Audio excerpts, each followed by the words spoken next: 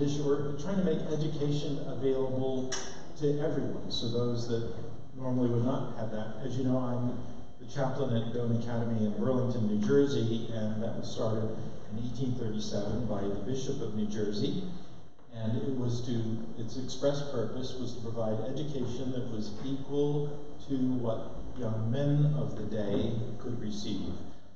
So once again, breaking these barriers. And the Episcopal Church has a long history in that. So Dave, welcome.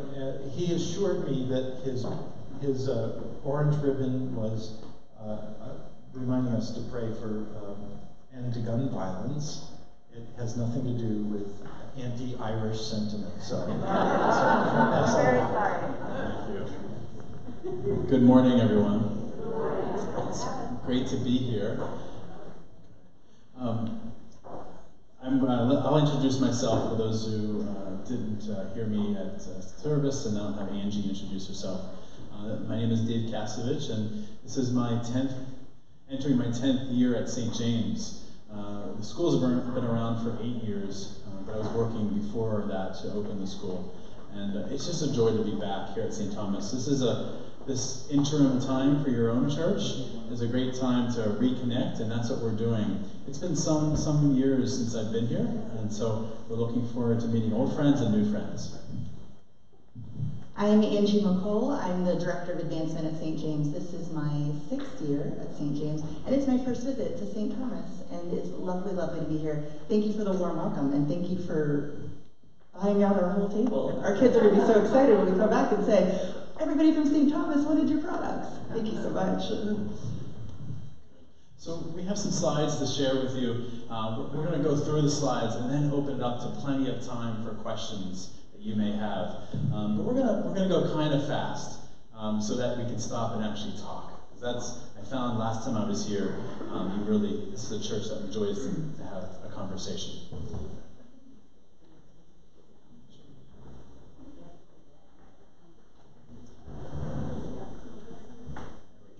So I mentioned 2 people in my sermon that you can now see visually. These are our co-founders of St. James. On the left, in the middle, the 2 students is Dr. Audrey Evans. She celebrated her 94th birthday 2 weeks ago. She is the founder of the first Ronald McDonald House here in Philadelphia. And now there are hundreds of Ronald McDonald houses throughout the world.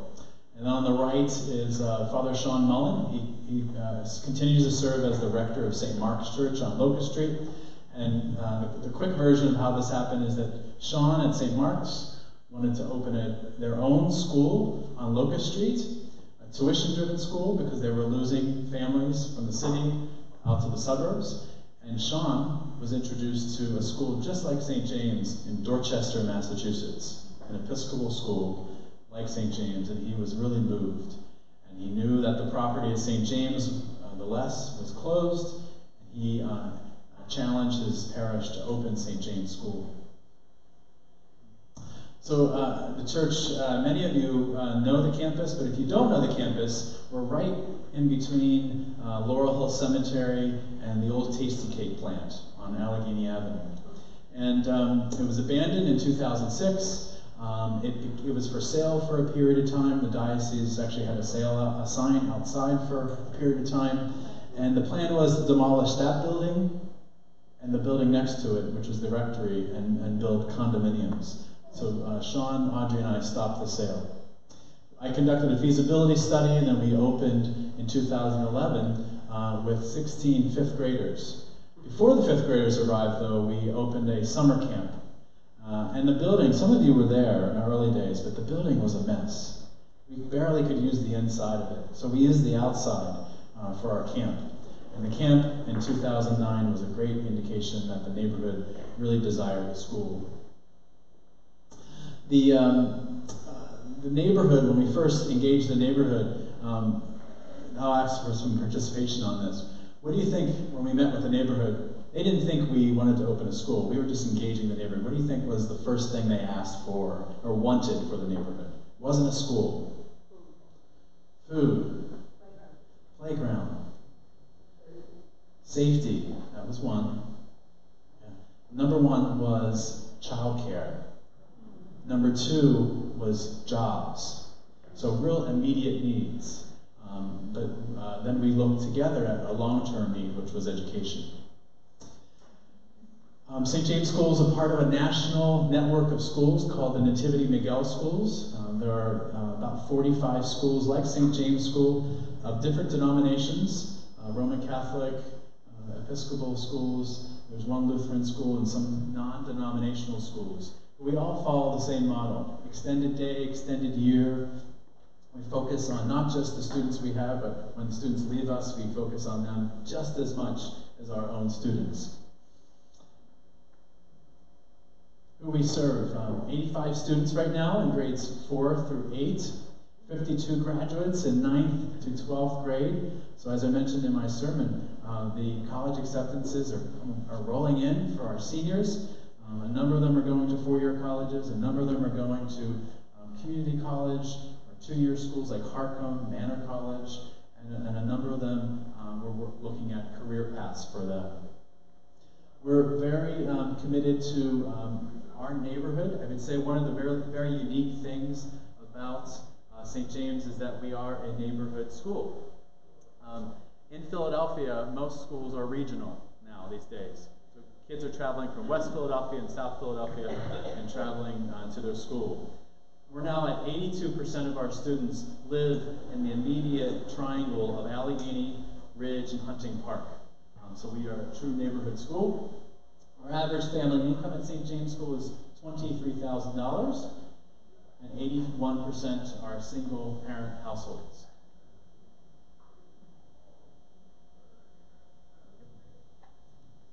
And has anybody come to visit St. James School before? Oh, it sounds like we need to organize a visit. But I was going to just say a couple things that are new this year that we're most excited about. So we started as a middle school, in particular because we know middle school is such a critical time in a child's education, and it's almost sort of your last chance to intervene if a student is in danger, for example, of not graduating or not being prepared for a successful post-secondary career. We can do it starting at 5th grade, but it's tough. We have 4 years to catch kids up. Usually they're about 2 to 3 levels below where they should be academically in 5th grade. So we thought, what if we started 1 year earlier? So we just opened a 4th grade this year. Here's some of our 4th graders. So we're still in middle school, but we also are serving the elementary grades now. We're at about 6 months into our addition of 4th grade, and already we're finding that at that younger age, students are really that much more adaptable and able to make academic gains that much more quickly. So we're finding it's very worth our while. We have a very robust 4th grade curriculum. It is not watered down, so they are having the same type of really robust liberal arts curriculum that our older students are having. As Dave mentioned, one thing that makes us really unique is we are not just a middle school. We are not just a school. After our students graduate at the end of 8th grade, we are still with them. We have students all across the region at different high schools. We have a student who's in Florida in high school. We are connected with every single one of them. We know their grades. We know if they're struggling in Latin class. We know if they need extra tutoring and counseling. We have a whole graduate support staff who are there to really wrap their arms around our students and make sure that the investment we made in their middle school education is continuing so that they are excelling in high school. So a few things now are actually our oldest students are now in 12th grade, so we're now coming upon the next part of the journey of what will post-secondary look like. Some of our students are off to 4-year college. One nut we're trying to crack is college is very expensive and financial aid packages are not as generous as we'd like. So that's something we're working on to really assist our families in seeking out different financial aid, see if it's something else we can assist with. Some of our students will be going to trade school, associate's degrees. No matter what their challenges or their strengths, we're making sure we're connecting them with what will be the right fit for them. Some of you purchased some of our products from our new wood shop. This is something that's new at St. James. And this came about, a former wood shop teacher retired, and he came to us and said, would you be interested in a wood shop at St. James? And we started to think about it, and we thought, no, that's not really what our mission is about. But then we started to see that some of our graduates, maybe 1 or 2 in each class, just needed a little bit extra support, needed something to do on the weekends, also needed a source of income, also needed to do something with their hands. So this wood shop that started off with one little workbench has grown into the entire basement of the old rectory. And the woodshop, we have anywhere from 6 to 7 graduates that come back early on Saturday morning, and they're making products that they are selling all over the region. Their most interesting product is a sled that I couldn't fit in the car. They're making this sled that is very popular, and people are using it for coffee tables. They're also picking up old furniture that they find in the trash and reconditioning it, rehabbing it, and making it look beautiful. They're learning a lot about the business model and how to sell and how to promote their products. So I hope some of you, last time I was on stage during the interview that we did with the audience, I shared with you that when we started St. James School, the diocese wanted us to open a parish before a school. And we kind of wrestled with that for 2 or 3 years. And it was important for us, especially most of us at the time were white. And most of us felt strongly that a need for a church needed to come from the community and not from us who thought that the neighborhood needed a church. When I said to the diocese many years ago, I said, be patient. We will have a community that will worship at that church eventually, but it's going to come on with their terms and not under our terms. And I'm happy to say that has happened. So that each Sunday night, the church is full of neighborhood folks and some other friends of the school that come and worship. They eat together, celebrate together. We're baptizing. This is a baptism from last year, actually this year. And we opened a new pastoral care center that's called the Welcome Table in the back of the schoolhouse. And it's a place where all are welcome. So everyone comes to pick up some food, maybe some clothing, some things that they may need. But when I say everyone takes some food. I take some food. A teacher will take some food. Folks who come to church, we all share and help redistribute food that would have otherwise been thrown away. But Sunday night, if you're ever in the area, please come. It's a real vibrant night at St. James School. I'll spend the last few slides talking about ways for you all to get involved and just things I think you should know about as one of our church partners. So you should know that actually I think Dave referenced this in his sermon, we are in a unique financial model. We are a private school, but we do not charge tuition. That doesn't mean families aren't invested. They are. All families do contribute to the cost of their students' education. They're asked to pay a monthly fee of $30 a month. For some of our families, that's quite a stretch, and that's about that we're partnering together in the education of your child. This isn't charity. This is a partnership. But that means that we can't rely on income from an endowment because we do not have one yet. We can't get government support, and we don't have alumni who are old enough to support us yet. So that means we are really reliant on to spread the word of the work that we're doing to external communities, to folks like St. Thomas, to make sure you know about the opportunities to get involved at St. James. So we're entirely funded by donations. That's from foundations, from churches, from individuals, from special events. And I'll tell you about a few of those opportunities. First, a couple of our volunteer needs. We have 2 things that I will highlight in case it's something that you might be interested in. One is during the actual school day. We have an extended day, so our students are on campus up until 6 o'clock in the evening. We really need extra hands in those late afternoon hours between 4 o'clock and 6 o'clock. That is when a lot of our homework help, one-on-one tutoring is happening. The other opportunity is on weekends. So we are 2 Saturdays a month. Our students are on campus for either extra academic help, so it's Saturday academic clinic. Ideally, we love to have a 1-to-1 ratio, so our student can be sitting next to a volunteer adult. You don't need to have special expertise. You just need to be somebody who is, helping quiz them on their math or whatever. You don't need special expertise. And if you prefer to do something a little more, outdoors or something else, we also do community service, family service days. That's anything from painting to raking leaves to cleaning to organizing. And that's a great, very family-friendly opportunity. We have young kids, people of all ages helping out on those days. I want to tell you about 2 upcoming events. The first one is it's in honor of our co-founder, Audrey Evans. It's our 5th annual Dr. Audrey Evans Scholarship Benefit. I have information about the event on our front table, but please save the date. It's Tuesday, June the 4th. It's a really fun event. This year the theme is an interstellar celebration, so we'll be having some fun things related to that. It's at the Union League, and we raise about $300,000 in scholarships from this event. So this is a really critical event to help fund our school. The other thing I wanted to make sure I mentioned is because I'm pretty sure St. Thomas was in the running for largest team, or maybe you did win largest team. We used to do a 5K race and fun run / walk every year. It took about a year and a half off, and it is back. We are very excited. We moved it from the fall to the spring. So this year it is on Saturday, May the 4th, and we changed the location also. We're going to start at Laurel Hill Cemetery, which is right in our neighborhood, and our after party is going to be right on St. James School campus. So that's a different way to get involved. I think registration is $30, so hopefully we'll have great weather. It'll be a fun way to come see the school, could put a team together, and to have an opportunity to do something a little fitness involved as well. I wanted to mention a couple of financial ways to support the school as well. In addition to events, we do have a monthly giving program. Here's some of the levels that we recommend. And I mention that a lot because I'm sure a lot of you support your church in either a monthly or weekly way, and that is one of our best ways of getting support as well. The other thing we're about to start is our summer camp challenge. Our students are in school or in academic programs up until the end of July.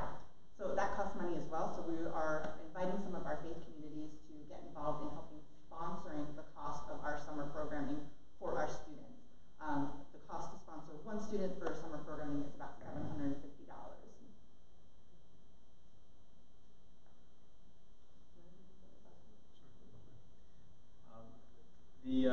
You're correct, Angie. I think you won first place at the last 5K with the largest team there, so it'd be great to have you back. Also, another unique way that you can support St. James School is through a tax credit program in Pennsylvania, where you can redirect what you pay personally in state taxes to St. James School as a donation. Businesses can do it, individuals can now do it. I'll say that again, individuals can now do it, because last time I was here, only businesses and corporations and LLCs could participate. But now individuals can participate in this program. So if you know that you have more than around $3,000 of state taxes that you owe to Harrisburg each year, you should probably talk to one of us. You can redirect that in a very unique way as a donation to St. James School. I participate myself. I was suspicious, as some of you look a little suspicious. I thought, how could this be true? But it is true, and do talk to one of us if you have an interest in that program. Okay. So we told you we would go kind of fast, so we can leave time for questions. What are you curious about? What would you like to know more about? Yes? So I see a lot of wonderful involvement, community involvement. What about academics relative to the involvement by parents? So, there's after school 4 to 6, I'm assuming, my words, but do parents get involved in their studies, and if so, how is that? Yeah, it's a great question.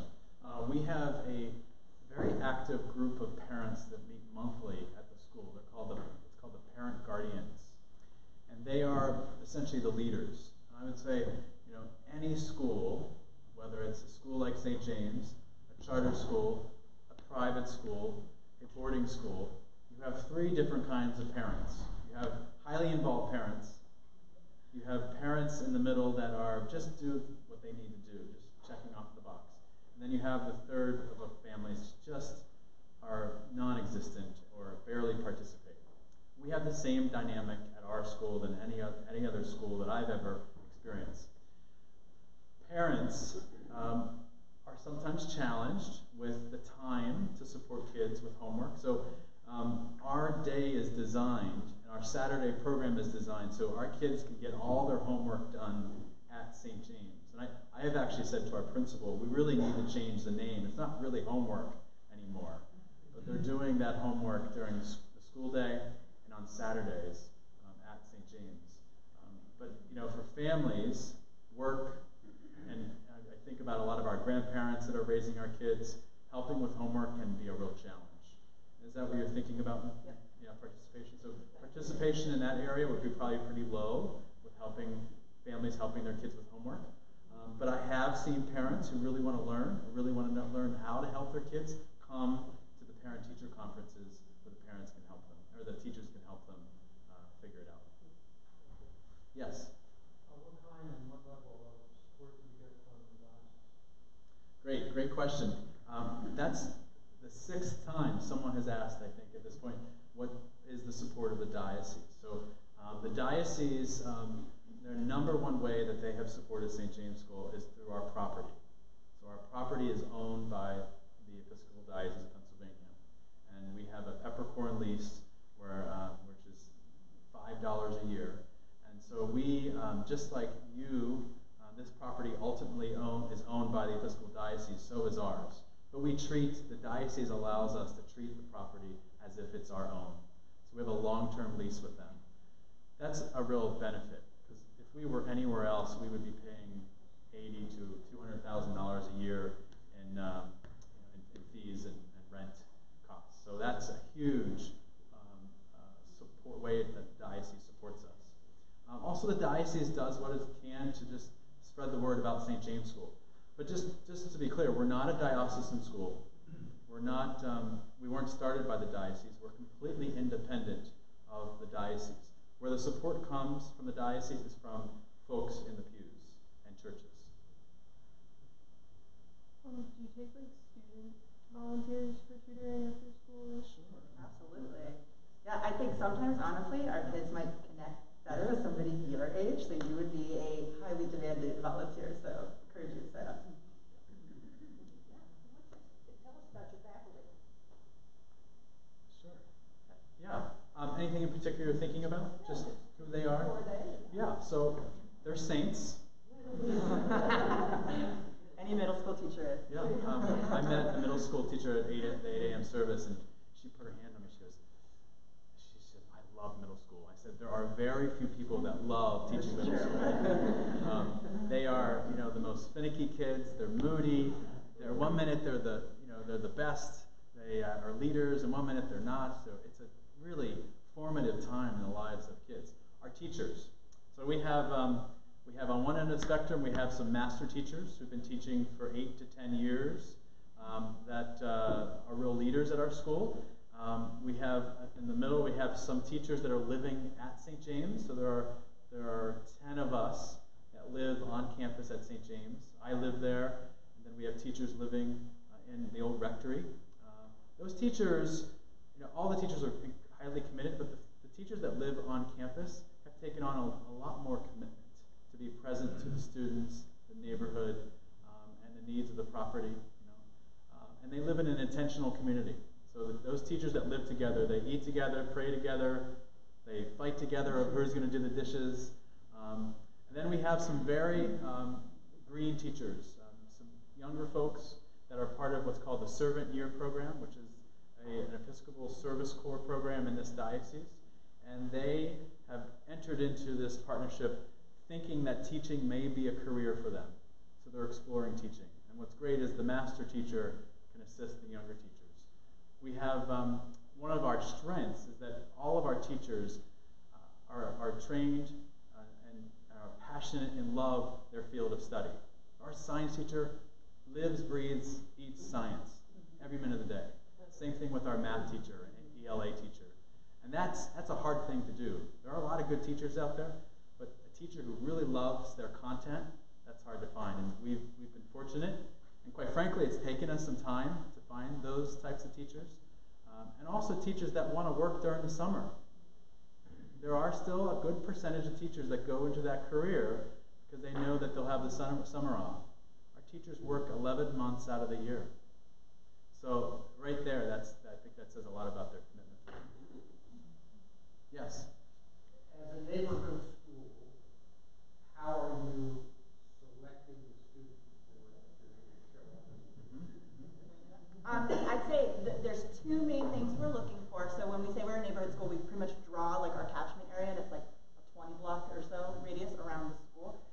Not because other students from other neighborhoods don't deserve a great school, just because we know we do our job better when we're that much more rooted in the community, and we think we owe it to the community that we're in to serve the community first. So that's number one, is living in the neighborhood. Of course, students might start at St. James and then later may move to a different neighborhood. That's fine. It's not like you're kicked out or anything for moving.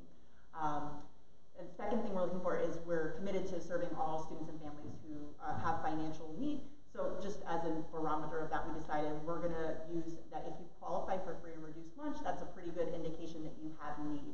So that's our second requirement. And third is just overall fit. You have to be cool with a faith-based school. You have to like how we do school. We're looking for an adult in the student's life that's on board with what we're doing, that's going to show up for teacher conferences, and just overall fit for the school. If, like, for example, if somebody had severe learning differences, we might not be the right fit for them, but if they had moderate learning differences, we might be a great school for them. And some of you might remember, we still go door to door to recruit kids. We find that that's one of the best indicators of a quick glance at poverty. Because if we have traditional independent schools have open houses, you see the signs all over the neighborhoods, right? That is a hoop to jump through. And 9 times out of 10, the families that come to the open houses aren't the best fit for St. James. Because if they're able to really figure out an open house and figure out that process, they can probably maybe figure out another option. Unfortunately, in our neighborhood, there's Penn Charter, which is just up the street, which I think it's $36,000 a year now for middle school. There's one traditional Catholic school left in our section of North Philadelphia, and then the neighborhood schools. Charter schools have not really hit our immediate neighborhood yet. Yes? Just to follow up, are you admitting only in the 4th and 5th grades? No, we do admit students in other grades, but we're really a lot more selective about that in terms of fit. So we want that year or two that if we're bringing a student on board in 6th or 7th or 8th grade, it's going to be a really good fit for them, and they're going to get the most out of the time that they're with us. Because what's not going to work is bringing in a 7th grader that's 5 years behind academically, unfortunately.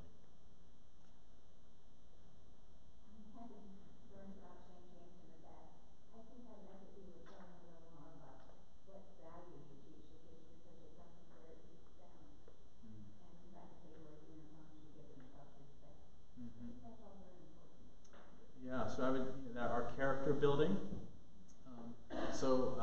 We have a lower school, which is 4th and 5th grade, and then our upper school, 6th, 7th, and 8th grade. We have a lower school culture program, a school culture program, and an upper school culture program. And each one is developmentally appropriate for the students. So the students are learning how to be responsible, how to be enthusiastic. They're learning how to be a friend. So one of the things the younger kids learn in the fall is how to be a cactus friend versus a flower friend. Cactus friends are mean and aren't friendly, and flower friends are friendly. But some of the things you may be referring to also are things that we do that help students understand their role in the world. So things like our uniform is a great leveling for our students. So there's no competition on who has the best sneakers or what have you. But if you've been to St. James School, or you see none of these have our uniforms. Our students wear ties every day and blazers and pants and dress. And so they're very proud to be in their uniform. So it's a very professional feel for them. Our students are greeted every morning by me and our principal, and we greet them with a handshake. Lunch at St. James kind of looks like this. We have round tables. We used to have really long tables, traditional school lunch, where the principal would just walk around the room, the teachers were upstairs having their break. But we decided to do a family-style, community-style dining experience. And I say dining, we dine together. So we have tablecloths and cloth napkins and forks and knives, and the students are in charge of setting up the tables and bussing the tables, and everything is served family style. We try to have one conversation at the table for at least 5 or 10 minutes. Students learn a lot of the things that we may have learned when we were younger, but our families can't provide. Many of our families can't provide to our kids. What is your ultimate aspiration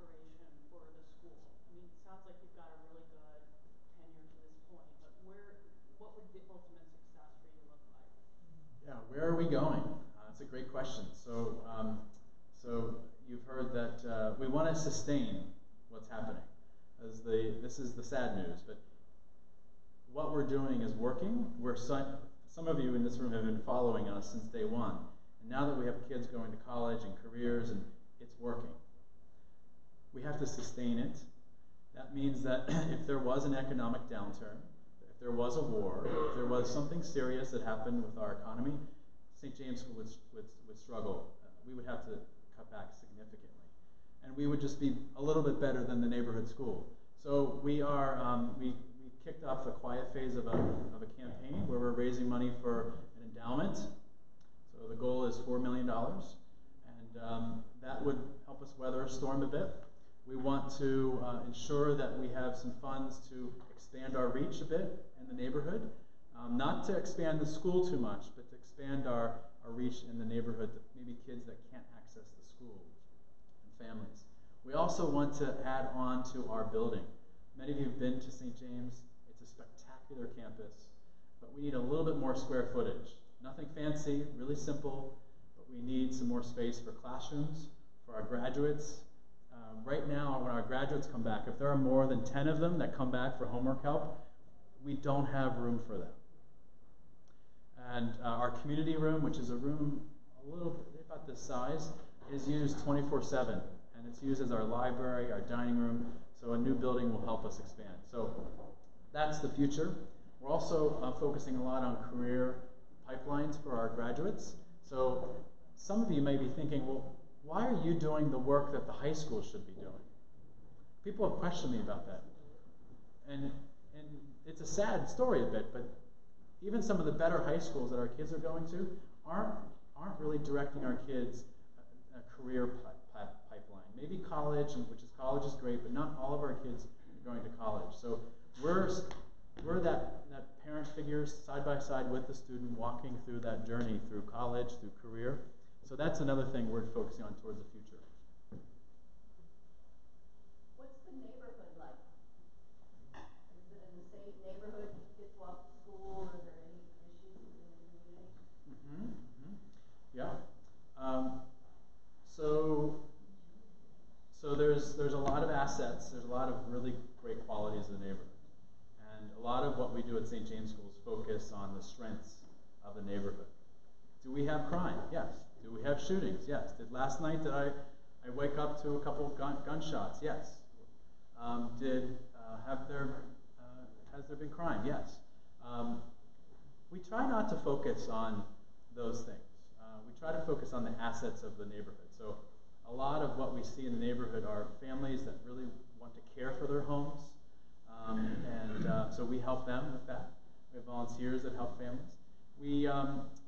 Our neighborhood has been in the paper a lot over the years for gun violence. So what do? We had an anti-gun rally this past week. The kids left the building with us, and we processed up and down the street and through the neighborhood, helping the neighborhood know that this gun violence needs to end.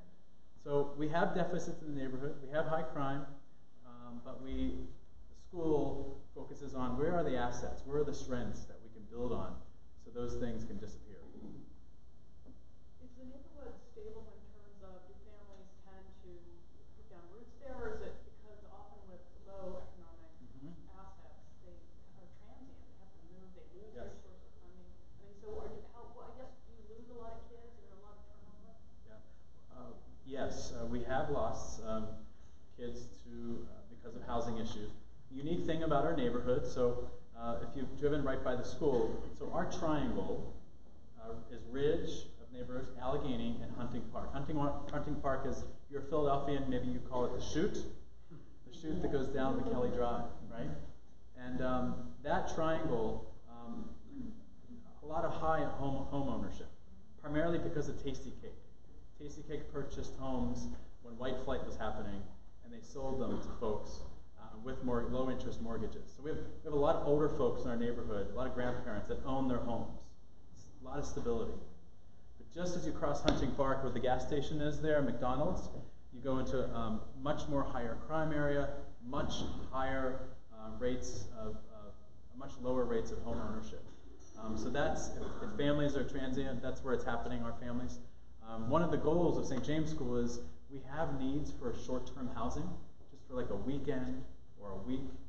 And probably 6 times a year, a family will come to us and say, we just need a place to stay for a week or for a weekend. But they don't want to go to Project Home. Because there's a lot of stigma to that. And so we're thinking also possibly maybe St. James School could own a home or two for what I call situational homelessness for various reasons. I was just going to say also that I think the school being in the community has added more stability. I've heard from families who are considering moving and put their plans on hold because of St. James School. So I mean, I think that's really our goal too, is not just to be a school. We're here to uplift the community, and that is a partnership that we're doing together. The same way you're working to improve your community. When you have the twice a month Saturday thing, are you looking for people to be steady volunteers, or is it kind of drop in, drop out? I think there's both available. Certainly if you're working with students, it is nice when an adult can form that sort of relationship with a student and they're used to seeing you on all of their Saturday clinics. It's probably going to help them do their work that much better to have that kind of relationship. But there's also opportunities for, like, especially like we'll have a group that might wants to come in to do sort of a one-day campus project. So I guess the answer is yes, both and. Yeah, so there was about a 2-year period where there was a regular group from St. Thomas that came on Saturdays, and to the service day, which a lot of our families, so there's 2 opportunities on Saturdays, just to be clear. So there's an academic clinic Saturday where you can come and help tutor our kids, help them finish their homework, but it's also a mentoring program. You're getting to know the kids really well, and you can stay for lunch and have lunch with the students. The other option that St. Thomas, you were heavily involved with, is the service day.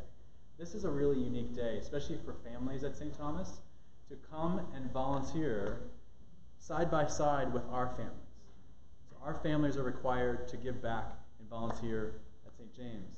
And so especially, we have a number of churches that purposely bring their kids so their kids can interact with our kids and they can build a relationship. That's another opportunity. Those are the 2 Saturdays where we need some help. 2 questions. Do you address food insecurity at all in your neighborhood? And all do you, what sort of computer opportunities do your kids have in their Bring food, other computers? Sure. Sure. So I think Dave mentioned, so when we started, we just noticed there were needs with our students and families, so we just figured it out. We're like, all right, sounds like this family is having problems over the long weekend keeping food on the table. So we just sort of figured out. So we have a partnership with Trader Joe's where they have all this food that there's like slight imperfections to it or it's approaching the sell-by date that they are not allowed to sell. They are looking for organizations like us that can help get that food out and, you know, put it to use in the community. So we've been partnering with them pretty much since the beginning. We've expanded that beyond just serving our individual students and sort of knowing who has need to now really serving the wider community, and that's really through our Sunday night service. So we now have, it's called the Welcome Table. It's originally was called the Pastoral Care Center, and it's designed to be a safe, confidential, welcoming place that you can come to share your needs, to give back, and to also might be a place where you don't have a winter coat, we're going to be storing things like that, or to pick up food as well. So that work is really expanding now that we have more space to do it, and we have a whole pastoral care team headed up by our chaplain. And another thing about the food is, so we have lunch, we have breakfast, and lunch, and lunch is like a dinner. It's a substantial plate of food. Some of you have been there, it's good food. It's actually, we have a partnership with the Vetri, Mark Vetri and his foundation, so the food is nutritious, healthy, but also, quite frankly, culturally relevant. Like, some of the food is, our kids want to eat. So our chef adds a little spice to it, so our kids will eat kale, will eat some of the things. But I have never seen, let me back up. I had a family that came from Agnes Irwin to visit St. James School, and it was a Jewish holiday. They were closed. They came to St. James School. They brought their kids. They came to lunch. Their kids wouldn't eat what our kids were eating. and this is, you know, a family that's well established, and their kids wouldn't eat what our kids were eating because it was too healthy. So it gives you a sense of what we're about. So what are we doing that's different? we're educating our kids about the food. And so our chef will stand there and just tell, she's African American, she's from the neighborhood, she tells the students what they're eating that day, the nutritional benefits, and she just adds her own flair to it. Then we have a snack in the afternoon. We call it a snack, but it's also like a substantial meal. And then we have dinner for kids who stay late. Then we have Saturday lunch, and then Sunday dinner every Sunday. So the number 2 years ago was that 85% of what our kids eat in any given year was coming from St. James. But now that we've added extra Saturdays and Sunday, we're probably up to about 90% of the food that our kids are eating is coming from St. James. The computers. We have a lot of great technology at St. James. Every classroom has a set of laptops. We have short throw projectors. Everything's wireless. Every class have iPads. We're using more and more programs that allow the students and the teachers to work together on computers. So they're quickly seeing how they're doing academically. But kids get a good dose of technology before they leave us. And the big thing is we want our kids to be prepared to enter high school and the technology world that they're entering into. Anything else you're curious about? What percentage of the neighborhood's grade-eligible children is St. James serving today? It's a great question. I don't know the answer, the exact percentage. The number I looked at recently in terms of that area I described to you, the Ridge Alley Hunting Park, it's a really small triangle. It's only about seven blocks by like 10, right? And we're at 82% of our kids live in that triangle. And I've never looked at how many kids with the last census live in that triangle, but we have a high percentage of that neighborhood. I can't think of any other school in the city, and I've been around the city for a while, and a lot of schools, that pulls so intensely from one neighborhood. And we're truly a neighborhood school. Yes? What is the public high school that serves your district? Yeah, right now it's Strawberry Mansion, and we've all read, unfortunately, about Strawberry Mansion and all the challenges there. It was 2010. It was named one of the most dangerous high schools in the country and Diane Sawyer, remember that? Diane Sawyer went there, did the piece on Strawberry Mansion. The school district has announced that they're closing the school. It's going to be an alternative school. The school district hasn't released the plans of what that school will look like, the new school. But I would say what's happening, because Strawberry Mansion is so low performing, the high school kids in Allegheny West and Strawberry Mansion are going to charter high schools all throughout the city. Okay. Well, we're so grateful for your time, and I want to, if you're involved with volunteering here at St. Thomas or the outreach committee, please see us. We want to start re-engaging you. Your outreach team is incredibly supportive of the school financially, and we love the donations. That's important. But we also want to re-engage as a relationship with your parish. So if you're a member of either of those committees, see us, and let's talk a little bit more. Thank you all.